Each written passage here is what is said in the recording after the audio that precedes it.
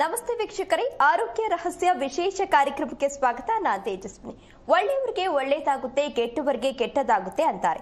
ಆದ್ರೆ ಒಳ್ಳೆಯದು ಕೆಟ್ಟದ್ದು ಸತ್ಯನಾ? ಗುರೂಜಿ ಈ ಬಗ್ಗೆ ತಿಳಿಸ್ಕೊಡ್ತಾರೆ. ಇದ್ರ ಬಗ್ಗೆ ಹೆಚ್ಚಿನ ಮಾಹಿತಿಯನ್ನು ನೀಡಲು ನಮ್ಮ ಜೊತೆ ಇದ್ದಾರೆ ಶ್ರೀಮಾನ್ ಶ್ರೀ ಪುರುಷೋತ್ತಮ್ ದೇಶಿಕ್ ಗುರೂಜಿ.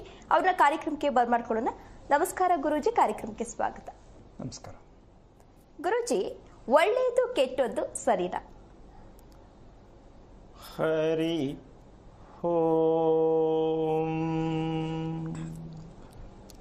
ಶ್ರೀ ಗುರುಭ್ಯೋ ನಮಃ. ಈ ಪದ ಬಳಸೋದು ಮನುಷ್ಯತ್ವಕ್ಕೆ ಒಂದು ಮೂರ್ಖತನ. ಮನುಷ್ಯತ್ವಕ್ಕೆ ಒಂದು ಮೂರ್ಖತನದ ವಿಚಾರ ಯಾವುದು ಅಂದ್ರೆ ಒಳ್ಳೇದು ಯಾವುದು ಕೆಟ್ಟದ್ದು ಯಾವುದು. ಇದು ಮೂರ್ಖತನದ ಜೀವನ ಕೂಡ ಆಗತ್ತೆ ಇಲ್ಲಿವರೆಗೂ, ಮುಂದಕ್ಕೂ ಕೂಡ. ಇದು ತಿಳಿಯೋವರೆಗೂ ನಾವು ಮೂರ್ಖರಾಗಿದ್ದೀವಿ ಅಂತಾನೆ ಅನ್ಕೋಬೇಕಾಗತ್ತೆ. ಇವತ್ತು ಅದರ ಸತ್ಯ ಚಿತ್ರಣ ತೋರ್ಸೋಣ. ಒಳ್ಳೇದಿದೆಯಾ ಕೆಟ್ಟದ್ದಿದೆಯಾ? ಎರಡೂ ಇಲ್ಲ. ಇದ್ರೆ ಎಲ್ಲಿದೆ ಹೇಗಿದೆ ಹೇಳಕ್ಕಾಗಲ್ಲ, ಯಾರ ಕೈಲೂ ಹೇಳಕ್ಕಾಗಲ್ಲ. ಒಳ್ಳೇದು ಕೆಟ್ಟದ್ದು ಅಂತ ಹೇಳಕ ಅಧಿಕಾರ ಯಾರಿಗೂ ಇಲ್ಲ. ಕೇಳಕ್ಕೆ ನಮಗೂ ಕೂಡ ಅದ್ರ ಬಗ್ಗೆ ಸತ್ಯ ಗೊತ್ತಿಲ್ಲ. ಸೊ ಹೀಗೆ ಬದುಕ್ತಾ ಇದ್ದೀವಿ. ಒಳ್ಳೇದು ಯಾವುದು ಕೆಟ್ಟದ್ದು ಯಾವುದು ಅನ್ನೋದಕ್ಕೆ ಇಲ್ಲಿವರೆಗೂ ಉತ್ತರ ಯಾವ ಕಾರಣಕ್ಕೂ ಸಿಕ್ಕಿಲ್ಲ, ಮುಂದಕ್ಕೂ ಸಿಗಲ್ಲ, ಈಗಲೂ ಇಲ್ಲ.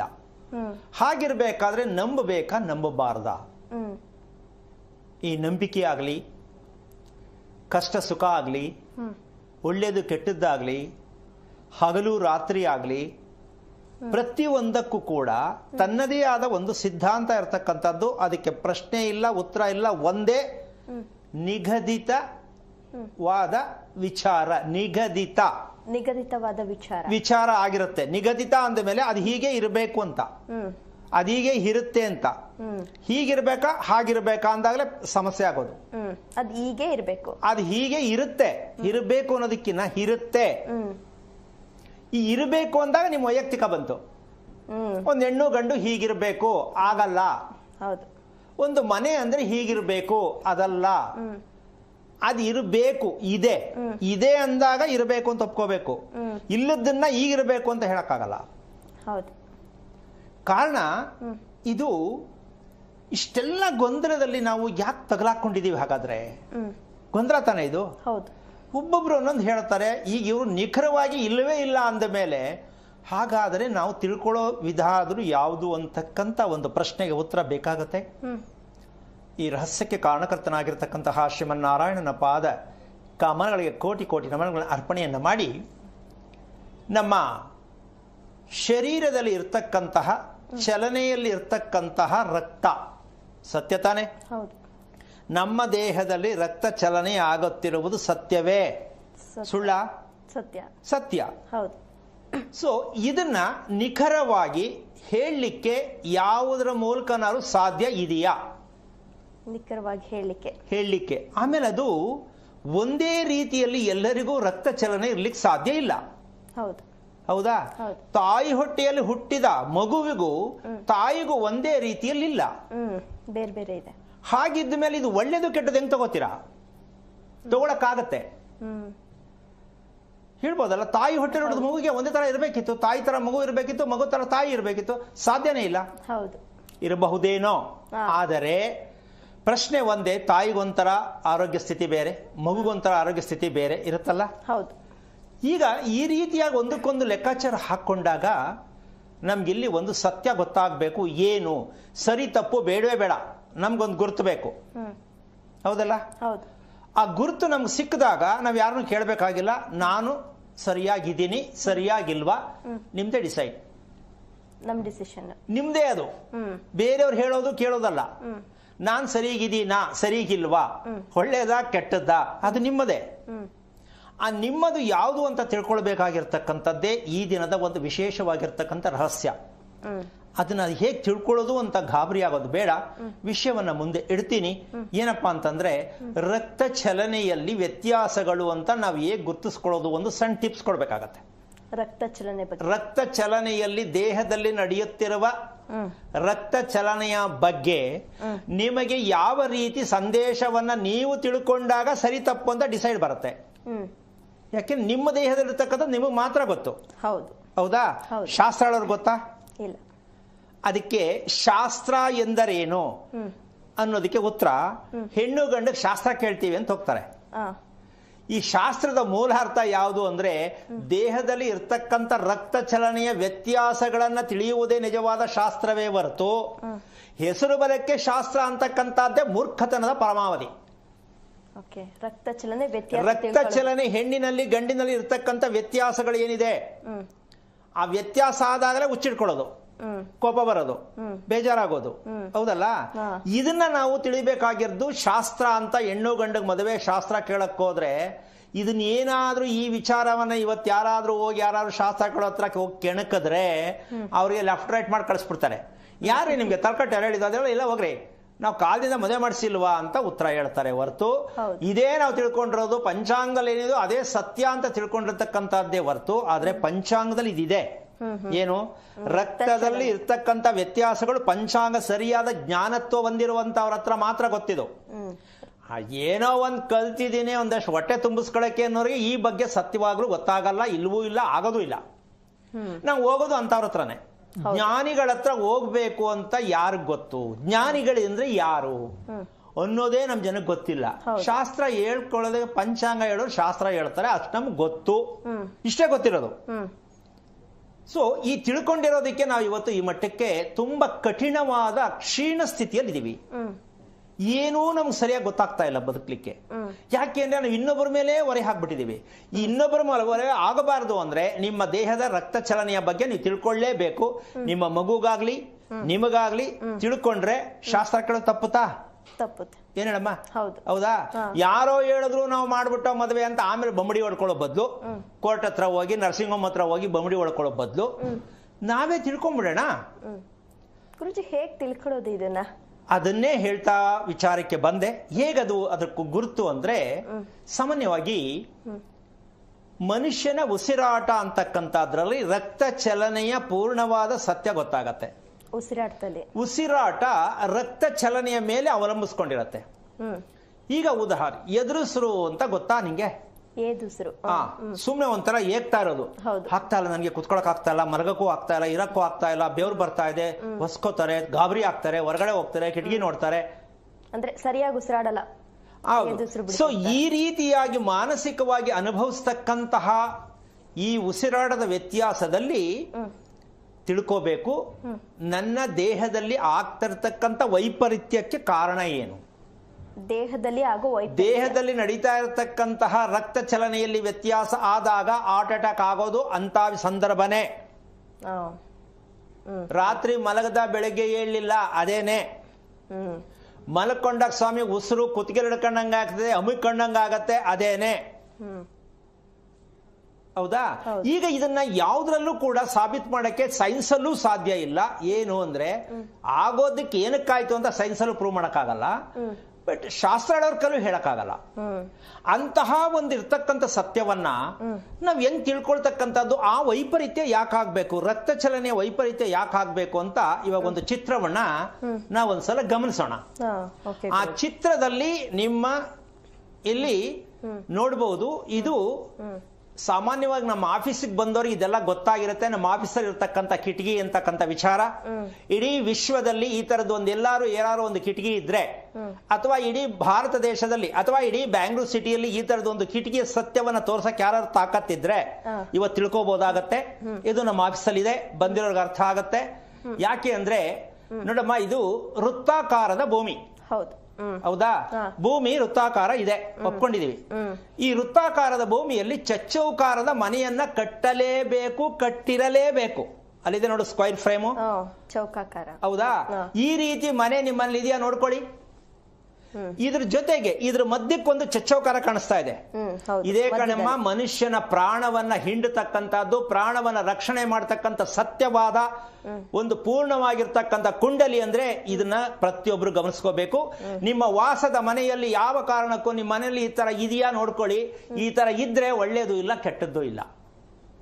ಈ ತರ ಮನೆ ಯಾರ ಕೈಲೂ ಕಟ್ಟಕ್ ಆಗಿಲ್ಲ. ಯಾಕೆ ಅಂದ್ರೆ ಗೊತ್ತಿಲ್ಲ, ಹೇಳಿಲ್ಲ, ಹೇಳ್ತಾ ಇಲ್ಲ, ನಮಗೂ ಗೊತ್ತಿಲ್ಲ. ಇದನ್ನ ಬೇಕಾದಷ್ಟು ಜನಕ್ಕೆ ಆಫೀಸಲ್ಲಿ ಬಂದು ಕುತ್ಕೊಂಡವ್ರಿಗೆ ನಾನು ಮದ್ದು ತೋರಿಸೋದೇ ಈ ಚಿತ್ರ ಅಂತ ಆಗಿದ್ರೆ ಮೊದಲು ಈ ರೀತಿ ಮನೆ ಕಟ್ಟಕ್ ನಿಮ್ ಕೈಲಿ ಆಗಿದೆಯಾ? ನಿಮ್ಮ ಮನೆ ಈ ತರ ಚಿತ್ರ ಮಾಡಿಕೊಂಡು ಯಾರು ಇಂಜಿನಿಯರ್ ಹುಟ್ಟಿದಾರ ಈ ತರದವ್ರು ಇಂಜಿನಿಯರ್ ಹಾಕ್ಲಿಕ್ಕೆ ಈ ಸತ್ಯವನ್ನ ತಿಳ್ಕೊಂಡಾಗ ಹಂಗೆ ಉಸಿರು ಬಿಟ್ಬಿಡ್ತಾರೆ. ಯಾವುದಲ್ವಾ ಏನಿಷ್ಟು ಸರಳವಾಗಿದೆಯಲ್ಲ, ಹೌದಾ? ಯಾಕೆ ಅಂದ್ರೆ ಇದರಲ್ಲಿ ಸುತ್ತ ಇರತಕ್ಕಂತ ಒಂದು ಗೋಡೆಯಲ್ಲಿ ಹಾಕಿರ್ತಕ್ಕಂಥ ವಿನ್ಯಾಸ ಆಗಲಿ, ನಮ್ಮ ಕರ್ನಾಟಕದ ಕೈಲಿ ಪೇಂಟ್ ಹೊಡೆಯಕ್ಕಾಗಲ್ಲ ಈ ಮನೆಗೆ. ನಮ್ಮ ಕರ್ನಾಟಕದಲ್ಲಿ ಪೇಂಟ್ ಕೂಡ ಮಾಡಕ್ಕಾಗಲ್ಲ ಈ ತರ ಮನೆ ನಮ್ಮ ಮನೆಯಲ್ಲಿ. ಅಂದ್ರೆ ನಮ್ಮ ಆಫೀಸ್ ಇರ್ತಕ್ಕಂಥ ವಿಚಾರ. ಯಾಕೆ ಇದನ್ನ ಹೇಳ್ತೀನಿ ಅಂದ್ರೆ ಮನೆ ಸುತ್ತ ಆಫೀಸ್ ಸುತ್ತ ಒಂದು ಸುತ್ತು ಬರಬೇಕು, ಆಗ ಗೊತ್ತಾಗತ್ತೆ ಮನೆ ಅಂದ್ರೆ ಈಗೂ ಕಟ್ಟಬೇಕಾ ಅಂತ. ಅಂತಹ ವಿಸ್ಮಯಕರವಾಗಿರ್ತಕ್ಕಂಥ ಈ ರೀತಿ ಚಿತ್ರ ಇರ್ತಕ್ಕಂಥದ್ದು ಚಚ್ಚೌಕಾರಾಗಿರ್ತಕ್ಕಂಥ ಮನೆಯನ್ನ ನಾವು ಕಟ್ಟಬೇಕು. ಯಾಕೆ? ಮನೆಯಲ್ಲಿ ಓಡಾಡ್ತಕ್ಕಂತಹ ವ್ಯಕ್ತಿ, ಪ್ರತಿಯೊಂದು ಮನೆ ಇರೋದು ಉದ್ದ ತುಂಡ ತಾನೇ ಮನೆ ಇರೋದು. ಉದ್ದ ಇಷ್ಟು ಸ್ವಾಮಿ, ಅಗಲ ಇಷ್ಟು ಸ್ವಾಮಿ. ಕಾರ್ಯಕ್ರಮದಲ್ಲಿ ಇವತ್ತು ಕರೆ ಮಾಡೋರು ದಯವಿಟ್ಟು ಈ ತರ ಚಿತ್ರ ಇದ್ರೆ ನೀವು ಏನಾದ್ರು ಮನೆ ಕಟ್ಟಿದ್ದಾರೆ, ನಾವು ಕನ್ಸ್ಟ್ರಕ್ಷನ್ ಮಾಡೋದು ಬಿಟ್ಟು ನೀವು ಮನೆ ಕಟ್ಟಿಸಿದ್ರೆ ಈ ರೀತಿಯಾಗಿ ಸ್ಕ್ವೈರ್ ಚಚ್ಚೌಕಾರದ ನಿವೇಶನವನ್ನ ಕಟ್ಲಿಕ್ಕೆ ಆಗಿದೆಯಾ? ಮತ್ತೆ ಕೊನೆಯಲ್ಲಿ ಹೇಳ್ತೀನಿ, ಮನೆಗೊಂದು ಹೃದಯ, ಆ ಮಧ್ಯದಲ್ಲಿ ಇರ್ತಕ್ಕಂಥದ್ದೇ ಪ್ರಾಣ. ನಮ್ಮಲ್ಲಿ ಹೃದಯ ಇದೆ, ಮನೆಗೆ ಹೃದಯ ಬೇಕು ಅಂತ ಹೇಳ್ತಾ ಇರ್ತಕ್ಕಂಥ ಏಕೈಕ ವ್ಯಕ್ತಿ ಪ್ರಪಂಚಕ್ಕೆ ನಾನೇ ಅಂತ ಅನ್ಕೊಳ್ಳೋದಕ್ಕೆ ಒಂದು ಹೆಮ್ಮೆ ನನಗೆ. ಮನುಷ್ಯನಿಗೆ ಇರುವ ಹೃದಯ ಸತ್ಯ, ಮನೆಗೊಂದು ಹೃದಯ ಬೇಕು ಅಂತ ಹೇಳ್ತಕ್ಕಂತಹ ಕೇಳಿಸ್ಕೊಳ್ತಕ್ಕಂತ ನೀವು ಅದೃಷ್ಟವಂತರು ಅಂತ ಅನ್ಕೋತೀನಿ. ಯಾಕೆ ಅಂದ್ರೆ ಈ ಇಷ್ಟು ವಿಷಯನ ಯಾಕೆ ವಿಸ್ತಾರವಾಗಿ ಹೇಳ್ಬೇಕಾಗತ್ತೆ ಅಂದ್ರೆ ಇದು ರೀ ಸತ್ಯ. ಇಲ್ಲಿ ಒಬ್ಬ ಮನುಷ್ಯ ಯಾವುದೇ ಮೂಲೆಯಿಂದ ಯಾವುದೇ ಮೂಲೆಗೆ ಹೋಗ್ಬೇಕಾಗ್ಲಿ, ನೋಡಮ್ಮ ಅಲ್ಲಿ ಒಂದೇ ಅಳತೆ ಇದೆ, ಇದನ್ನೇ ಸಮತೋಲನ ಅಂತ. ಈ ರೀತಿ ನಡಿಗೆ ಇದ್ದಾಗ ರಕ್ತದ ವೈಪರೀತ್ಯ ವ್ಯತ್ಯಾಸ ಆಗ್ಲಿಕ್ಕಿಲ್ಲ, ಒಳ್ಳೆ ನಿದ್ದೆ ಬರುತ್ತೆ, ಒಳ್ಳೆ ತಂಪಾಗಿರುತ್ತೆ ಮನೆ. ನಾವು ಉದ್ದ ತುಂಡ ಮನೆ ಕಟ್ಕೊಂಡ್ರೆ ಫ್ಯಾನ್ ಹಾಕಪ್ಪ, ಸೆಕೆಯಪ್ಪ, ಶರ್ಟ್ ಗುಂಡಿ ಬಿಚ್ಕೊಂಡು ಕುತ್ಕೋಬೇಕು. ಈ ತರದ ಮನೆಗಳು ಕಟ್ಕೊಂಡ್ಬಿಟ್ಟು ನಿಮ್ಗೆ ಎದುರುಸರು ಬರದೆ ಏನಾಗತ್ತೆ, ವ್ಯತ್ಯಾಸ ಆಗದೆ ಏನಾಗತ್ತೆ, ಹಾರ್ಟ್ ಅಟ್ಯಾಕ್ ಆಗದೆ ಏನಾಗತ್ತೆ. ಅದಕ್ಕೆ ನಾನು 1000 ಸಲ ಹೇಳ್ತೀನಿ, ಸೈನ್ಸ್ಗೂ ಕೂಡ ಚಾಲೆಂಜ್ ಮಾಡ್ತೀನಿ. ಹಾರ್ಟ್ ಅಟ್ಯಾಕ್ ಏನಕ್ಕಾಗತ್ತೆ ಅಂತ ಹೇಳಲಿಕ್ಕಾಗಲ್ಲ, ನಾವು ಸಾಬೀತು ಮಾಡಿಸಕ್ಕೆ ರೆಡಿ. ನೋಡಿ ಮಧ್ಯದಲ್ಲಿ ಹೆಂಗ್ ಕಾಣಿಸುತ್ತೆ ನೋಡಮ್ಮ, ಹೌದಾ?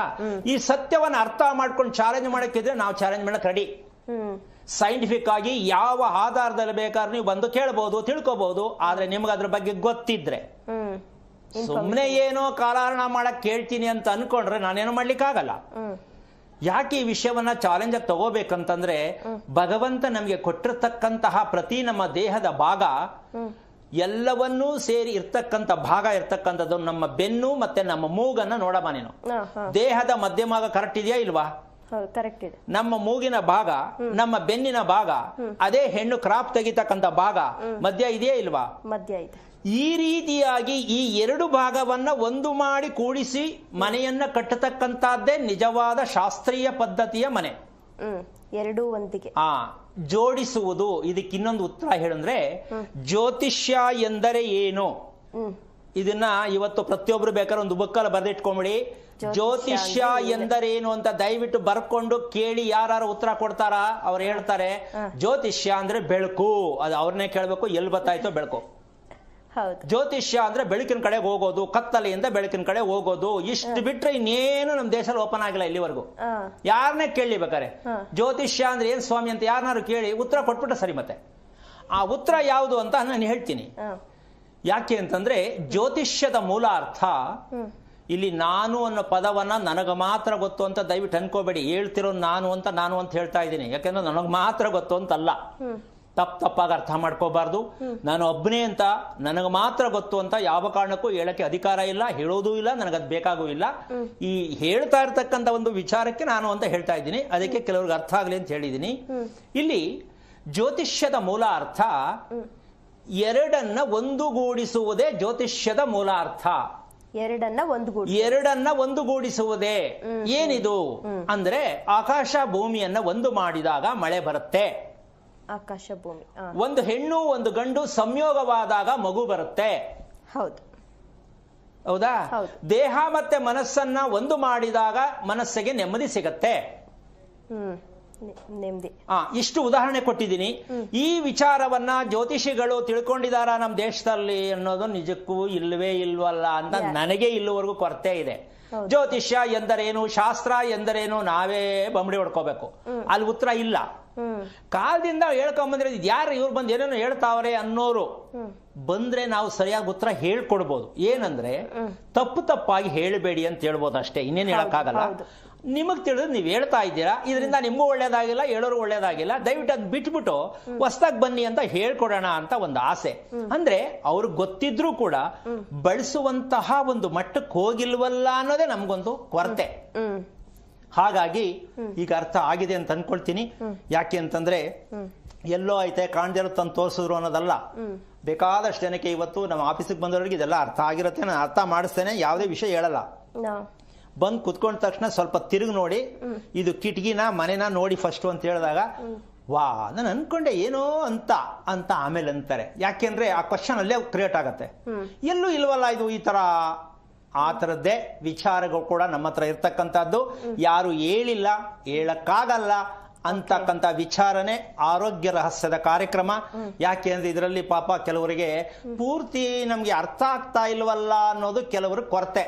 ಹೌದು ಹೌದು. ಈ ಕೊರತೆಗೋಸ್ಕರವಾಗಿ ಪ್ರತಿದಿನ ಒಂದೊಂದು ವಿಚಾರ ವಿವರಣೆಯನ್ನ ಕೊಡ್ತಾ ಹೋದಾಗ ನೀವು ತಿಳ್ಕೊಂಡ್ರೆ ತುಂಬಾ ಒಳ್ಳೇದು. ಯಾಕೆಂದ್ರೆ ನಾವು ಸೀರಿಯಲ್ ತರ ಪ್ರತಿದಿನ ತೋರ್ಸಕ್ಕಾಗಲ್ಲ, ಕಂಟಿನ್ಯೂಟಿ ಕಾರ್ಯಕ್ರಮ ಮಾಡ್ಲಿಕ್ಕಾಗಲ್ಲ, ನಿಮಗೂ ಬೋರ್ ಆಗತ್ತೆ, ನಿಮಗೂ ಏನು ಅರ್ಥ ಆಗಲ್ಲ. ಅದಕ್ಕೋಸ್ಕರವಾಗಿ ಆಯಾ ದಿನಕ್ಕನುಸಾರವಾಗಿ ನಿಮಗೆ ಪ್ರಜ್ಞೆ ಬರಲಿ, ನಿಮ್ಮಲ್ಲಿ ಏನ್ ತಪ್ಪಾಗಿದೆ ಅಂತ ನೀವೇ ಅರ್ಥ ಮಾಡ್ಕೊಳ್ಳಿ. ಯಾವಾಗಲೂ ನಮ್ಗೆ ಯಾವಾಗ ಒಳ್ಳೇದಾಗತ್ತೆ, ನಮ್ಗೆ ಕೆಟ್ಟದ ಯಾಕಾಯ್ತು ಅಂತ ಈ ಶಬ್ದವನ್ನ ಮಕ್ಕಳಿಗೆ ಹೇಳ್ಕೊಡ್ಬೇಡಿ, ನೀವು ತಿಳ್ಕೋಬೇಡಿ. ಇದು ಯಾವ ಪ್ರಪಂಚದಲ್ಲಿ ಯಾವುದೂ ಇಲ್ಲ. ಈ ಪ್ರಶ್ನೆ ಬರುತ್ತೆ ಅಂದ್ರೆ ಅವರು ಸೋಮಾರಿಗಳೇ. ಓಕೆ ಓಕೆ ಗುರುಜಿ, ಒಬ್ರು ಕಾಲರ್ ರೆಡಿ ಇದ್ದಾರೆ, ಮಾತನಾಡ್ತಾ ಹೋಗೋಣ. ರಾಮನಗರದಿಂದ ವೆಂಕಟೇಶ್ ಅಂತ. ನಮಸ್ತೆ ಸರ್. ನಮಸ್ತೆ. ಯಾರ ಬಗ್ಗೆ ಕೇಳಬೇಕಿತ್ತು ಸರ್? ನಮ್ಮ ಬಗ್ಗೆ ವೆಂಕಟೇಶ್. ಓಕೆ, ತಮ್ಮ ನಕ್ಷತ್ರ ಹೇಳಿ. ಇದು ಮೃಗಶಿರ ನಕ್ಷತ್ರ, ಋಷಭ ರಾಶಿ.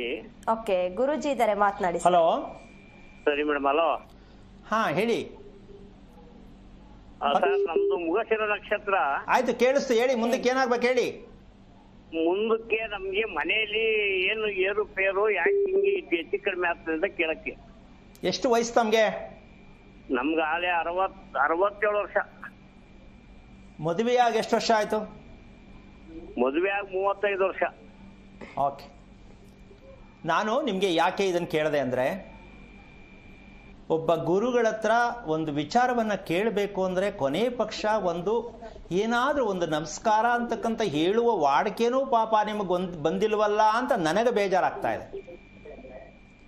ಅಂಗಡಿಗೆ ಹೋಗ್ಬಿಟ್ಟು ಹಸಿ ಶುಂಠಿ ಕೊಡಿ, ಜೀರಿಗೆ ಕೊಡಿ ಅಂತ ಕೇಳದಂಗೆ ಕೇಳ್ತಿರಲ್ಲ. ಯಾವತ್ತು ಕಲಿಯೋದು? 60-65 ವರ್ಷ ಆಗ್ತಾ ಇದೆ ಯಜಮಾನ್ರೆ. ಅರ್ಥ ಆಯ್ತಾ?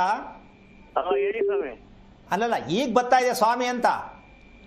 ಪ್ರಾವಿಷನ್ ಸ್ಟೋರ್ ಅಲ್ಲಿ ನಿಂತ್ಕೊಂಡು ಏನಾದ್ರು ಕೇಳ್ತಾರಲ್ಲ, ಹಂಗೆ ಕೇಳಿದ್ರಲ್ಲ, ಅದಕ್ಕೆ ಬೇಜಾರಾಯ್ತು. ನಮ್ಮ ಭಾರತ ದೇಶದಲ್ಲಿ ಎಷ್ಟು ಅದ್ಭುತವಾದಂತ ವಿಚಾರಗಳನ್ನ ತಿಳ್ಕೊಂಡು ನಾವು ಬದುಕ್ತಾ ಇದ್ದೀವಿ. ಮಾತನಾಡೋ ಮಾತು ನಮಗೆ ಭಗವಂತನ ಅನುಗ್ರಹದಲ್ಲಿ ಇರ್ತಕ್ಕಂಥ ಸತ್ಯವನ್ನ ತಿಳ್ಕೊಳ್ಳದೆ ಇದ್ರೆ ಜೀವನದಲ್ಲಿ ನೆಮ್ಮದಿ ಸಿಕ್ಕಲ್ಲ ರೀ. ಸುಮ್ಮನೆ ನಾವೇನೋ ಅನ್ಬಿಟ್ಟಿದೀವಿ, ಏನೋ ಪೂಜೆ ಮಾಡ್ಬಿಡ್ತೀವಿ, ನಾವು ಹುಟ್ಟುಬಿಟ್ಟಿದೀವಿ ಅಲ್ಲ. ಯಾರ ಹತ್ರ ಯಾವ ರೀತಿ ಮಾತಾಡಿದಾಗ ನಮ್ಗೊಂದು ಮಾನವೀಯತೆಯ ಮೌಲ್ಯಗಳು ಬರುತ್ತೆ ಅಂತ ದಯವಿಟ್ಟು ನೀವು ತಿಳ್ಕೊಂಡ್ರೆ ನಿಮ್ಮ ಕುಟುಂಬಕ್ಕೊಂದು ಕ್ಷೇಮ ಅನ್ನೋದಕ್ಕೋಸ್ಕರ ಹೇಳದೆ ಹೊರ್ತು ಏನೋ ಮಾತಾಡಬೇಕು, ಯಾರ ಹತ್ರನೋ ಏನು ಮಾತಾಡಿದ್ರೆ ಏನು ಅನ್ನೋ ಥರದಲ್ಲಿ ಆಗಬಾರ್ದು ಅನ್ನೋದೇ ಒಂದು ವಿಚಾರ. ಈಗ ನಿಮಗೆ ಮೃಗಶಿರ ನಕ್ಷತ್ರ ಯಾರದ್ದು? ನಂದೇ. ಏನು ಕೆಲಸ ಮಾಡೋದು ನೀವು? ನಾವು ವ್ಯವಸಾಯ ಸ್ವಾಮಿ. ಓಕೆ, ನಾನು ಹೇಳೋದಕ್ಕೆ ಬೇಜಾರಾಯ್ತಾ? ಇಲ್ಲ, ಬೇಜಾರು ಯಾಕೆ ಮಾಡ್ಕೊಳಂದ್ರ? ಯಾಕೆಂದ್ರೆ ಎಲ್ಲರಿಗೂ ಒಂದು ಕಾರ್ಯಕ್ರಮದಲ್ಲಿ ನಡೀತಾ ಇರತಕ್ಕಂಥ ಬರ್ತಾ ಇರತಕ್ಕಂತಹ ಒಂದು ವಿಚಾರ ಏನು, ಅದಕ್ಕೆ ನಾವೆಷ್ಟು ಮಾನ್ಯತೆ ಕೊಡಬೇಕು ಅಂತಕ್ಕಂಥ ಒಂದು ತೂಕ ಇರಲಿ ಅನ್ನೋ ಉದ್ದೇಶ ಕೇಳೋದೇ ಹೊರತು ನನಗೆ ನೀವು ಸನ್ಮಾನ ಮಾಡಿ ಅಂತ ಅಲ್ಲ. ಇದೆಲ್ಲ ನೀವು ಕಲ್ತ್ಕೊಂಡ್ರೆ ಮಕ್ಕಳು ಅನ್ವಯ ಆಗತ್ತೆ. ಈಗ ನಿಮ್ಮ ಮನೆ ಎಷ್ಟು ವರ್ಷದ್ದು? ನಮ್ಮ ಮನೆ ಕಟ್ಟಿ 38 ವರ್ಷ ಸ್ವಾಮಿ. ಇನ್ನೊಂದು ಚೂರು ಸೌಂಡ್ ಬೇಕು ಸರ್, ಸ್ವಲ್ಪ ಜೋರಾಗಿ ಮಾತಾಡಿ. 38 ವರ್ಷ. ಎಷ್ಟು ಯಾವ ರಸ್ತೆ ಇದೆ ನಿಮ್ಮ ಮನೆಗೆ? ಮನೆಗೆ ಪೂರ್ವ ಪಶ್ಚಿಮ 33 ಅಡಿ, ಹಾ, ಉತ್ತರ ದಕ್ಷಿಣ 29 ಅಡಿ. ಓಕೆ, ಗೋಡೆ ಸೇರ ಗೋಡೆ ಬಿಟ್ಟ? ಏನಂದ್ರ? ಗೋಡೆ ಸೇರೈತಾ ಗೋಡೆ ಬಿಟ್ಟು ಹೇಳ್ತಾ ಇದ್ದೀರಾ ಅಂದೆ? ಒಳ ಹಳ್ತೇನ ಹೊರ ಹಳ್ತೇನ? ಸೇರ್ಕೊಂಡೇನೆ. ಗೋಡೆ ಸೇರ್ಕೊಂಡಂಗೆ ಆಯ್ತು. ಈಗ ರಸ್ತೆ ಯಾವ್ದಿದೆ? ರಸ್ತೆ ಪೂರ್ವಕ್ಕೂ ಐತೆ, ಪಶ್ಚಿಮಕ್ಕೂ ಐತೆ. ನೀವ್ ಯಾವ್ದು ಬಳಸ್ತಾ ಇದ್ದೀರಾ? ನಾವು ಮೊದ್ಲು ಪಶ್ಚಿಮದ ಬಾಕ್ಲು ಇಕ್ಸಿದ್ದು ಸ್ವಾಮಿ. ಪಶ್ಚಿಮದ ಬಾಕ್ಲು ಸೊರಾಗಲ್ಲ ಅಂತ ಮುಚ್ಚಿಸ್ಬಿಟ್ರು. ಯಾವಾಗ? ಆಲೆ 4 ವರ್ಷ ಆಯ್ತು ಸ್ವಾಮಿ. ಸರಿ ಹೋಯ್ತಾ ಮುಚ್ಚಿದ ಮೇಲೆ? ಮುಚ್ಚಿದ್ಮೇಲೆ ಸೊರ ಆಯ್ತಾ ಅಂದ್ರೆ ಅದೇ ನಮ್ಗೀಗ ಸ್ವಾಮೀಜಿ ಅವ್ರು ಹೇಳ್ತಾರಲ್ಲ ಅದಕ್ಕೆ ಉತ್ತರ ಪೂರ್ವ ಪಶ್ಚಿಮ ಪೂರ್ವ. ನಮ್ಗೀಗ ಸ್ವಾಮೀಜಿ ಅವ್ರು ಹೇಳ್ತಾರಲ್ಲ ಅದಕ್ಕೆ ಉತ್ತರ ಪೂರ್ವ ಪಶ್ಚಿಮ ಪೂರ್ವ ಮಡಿಕೊಂಬೇಕು ಅನ್ನೋ ಒಂದು ಮನಸ್ಸಿನ ಬಂದ್ರೆ ಅದಕ್ಕೆ ಕೇಳಿದ್ದು. ಓಕೆ, ಇಲ್ಲಿ ಒಂದು ತಿಳ್ಕೊಳ್ಳಿ ವಿಷಯನ. ಏನ್ ಸ್ವಾಮಿ? ಒಂದು ವಿಚಾರ ತಿಳ್ಕೊಳ್ಳಿ. ನಿಮಗೆ ಬೆಳಿಗ್ಗೆ ಹೊತ್ತು ಹೇಳ್ತಕ್ಕಂಥ ವಿಚಾರದಲ್ಲಿ ಮನಸ್ಸಿಗೆ ಹಾಸಿಗೆಯಿಂದ ಹೇಳ್ಬೇಕಾದ್ರೆ ಬೇಜಾರಾಗತ್ತಾ, ದೇಹದಲ್ಲಿ ಒಂಥರ ವೇದನೆ ನೋವು ಬರುತ್ತಾ ಅಂತ ಕೇಳ್ತೀನಿ. ನನ್ಗೆ ಏನಿಲ್ಲ ಸ್ವಾಮಿ, ಆರಾಮಾಗಿ ಎದ್ದು ಹೋಗ್ತೀನಿ. ನಾನು ಬೆಳಿಗ್ಗೆ ಸಾಯಂಕಾಲ ಕೆಲಸ ಮಾಡಿದ್ರು ಆರಾಮಾಗಿ ಎದ್ದು ಹೋಗ್ತೀನಿ. 5 ಗಂಟೆ ರಾತ್ರಿ ಎದ್ದು ಬಿಡ್ತೀನಿ. ಓಕೆ, ಈಗ ನಿಮ್ಗೆ ಬೇಕಾಗಿರೋದೇನು? ನನಗೆ ಬೇಕಾಗಿರೋದು ನಮ್ಮ ಮನೆ ಇದು ಏರುಪೇರು ಯಾಕೆ ಆಯ್ತಾ ಇದೆ ಅಂತ ಕೇಳೋಣ ಅಂತ ಕೇಳ್ತಾ ಇದ್ದೀವಿ. ಎಷ್ಟು ಫ್ಲೋರ್ ಮನೆ ಅದು? ಏನ್ ಸ್ವಾಮಿ? ಎಷ್ಟು ಫ್ಲೋರ್ ಮಾಡಿ ಕಟ್ಟಿದ್ದೀರಾ? ಎಷ್ಟು ಅಂತಸ್ತು ಮನೆ ಅದು? ಒಂದೇ 2 ಫ್ಲೋರ್ ಐತೆ. ಓಕೆ, ಮೆಟ್ಲೆಲ್ಲ ಹಾಕಿದ್ದೀರಾ? ಮೆಟ್ಲು ಕುಬೇರ್ ಮನೇಲಿ ಹಾಕ್ಬಿಟ್ಟಿದ್ವಿ ಸ್ವಾಮಿ. ಕುಬೇರ್ ಮೂಲೆ ಅಂದ್ರೆ ಮಲಗೋ ರೂಮ್ ಕಡೆ? ಮಲ್ಗೋ ರೂಮ್ ಕಡೆ. ಎಷ್ಟು ಜನ ಮಕ್ಕಳು ನಿಮಗೆ? ನಮಗೆ 4 ಜನ ಹೆಣ್ಮಕ್ಳೇ ಸ್ವಾಮಿ. ಗಂಡು ಮಕ್ಳಿಲ್ವಾ? ಗಂಡು ಮಕ್ಳಿಲ್ಲ.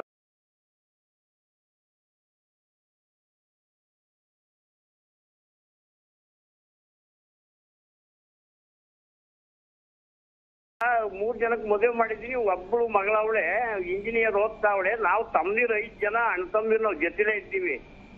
ಓಕೆ, ಜೊತೆಲೇ ಇದ್ದೀರಾ ಈಗಲೂ? ಈಗಲೂ ಜೊತೆಲೇ ಇದ್ದೀವಿ. ಸಂತೋಷ. ಅದರಲ್ಲಿ ನಷ್ಟ, ಹಣದಲ್ಲಿ ಮುಂದೆ ಹೋಗ್ಲಿಕ್ಕಾಗಿಲ್ಲ, ಬೇಜಾರು ಅಂತಕ್ಕಂಥದ್ದು, ಸಾಲ ಇದೆ ಅಂತಕ್ಕಂಥದ್ದು ಎಷ್ಟು ಜನದಲ್ಲಿದೆ? ಏನ್ ಸ್ವಾಮಿ?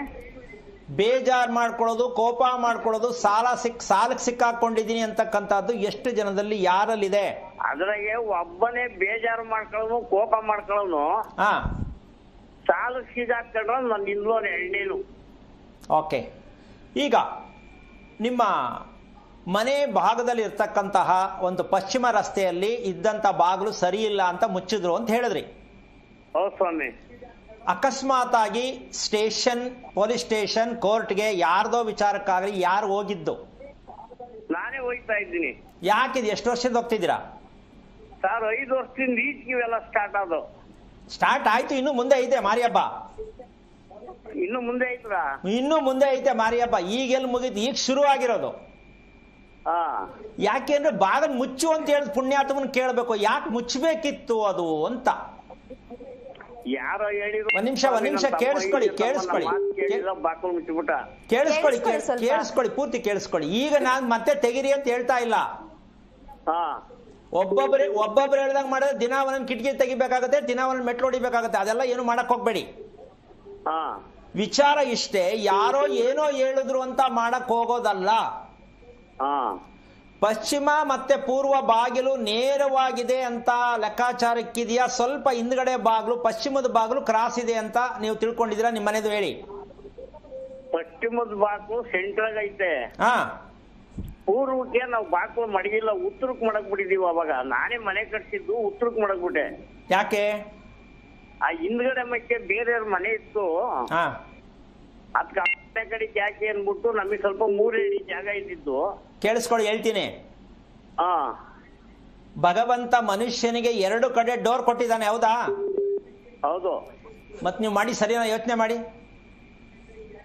ಮುಂಭಾಗ ಒಂದು, ಹಿಂಭಾಗ ಒಂದು ಡೋರ್ ಇದೆ. ನೀವು ಅದನ್ನೇ ಮುಚ್ಚಿಬಿಟ್ಟು ಈಶಾನ್ಯಕ್ಕೆ ಇಟ್ಕೊಂಡ್ಬಿಟ್ರೆ ಉತ್ತರಕ್ಕೆ. ಎಂತ ಬುದ್ಧಿವಂತರ್ರಿ ನೀವು!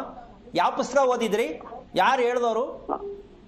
ಭಗವಂತ ದೇಹವನ್ನ ಒಂದ್ಸಲ ಕನ್ನಡಿ ನೋಡ್ಕೊಳ್ಳಿ ಕುತ್ಕೊಂಡು. ಯಾರು ಮನೆ ಕಟ್ಟೋರು ನಮ್ ದೇಹದಲ್ಲಿ ಮೂಗ್ ಎಲ್ಲಿದೆ, ಹಿಂದೆ ಮುಂದೆ ಹೋಗೋದು ಎಲ್ಲಿದೆ, ಅದೆಲ್ಲಿಗೆ ಹೋಗುತ್ತೆ, ಹೇಗಿದೆ ಅಂತ ತಿಳ್ಕೊಳ್ಳಿ. ಮೊದಲು ಕನ್ನಡಿ ಮುಂದೆ ನಿಂತ್ಕೊಂಡು ಮನೆ ಕಟ್ಟೋರು ಮೊದಲು ನಿಮ್ ಮುಖ ದೇಹವನ್ನ ನೋಡ್ಕೊಳ್ಳಿ.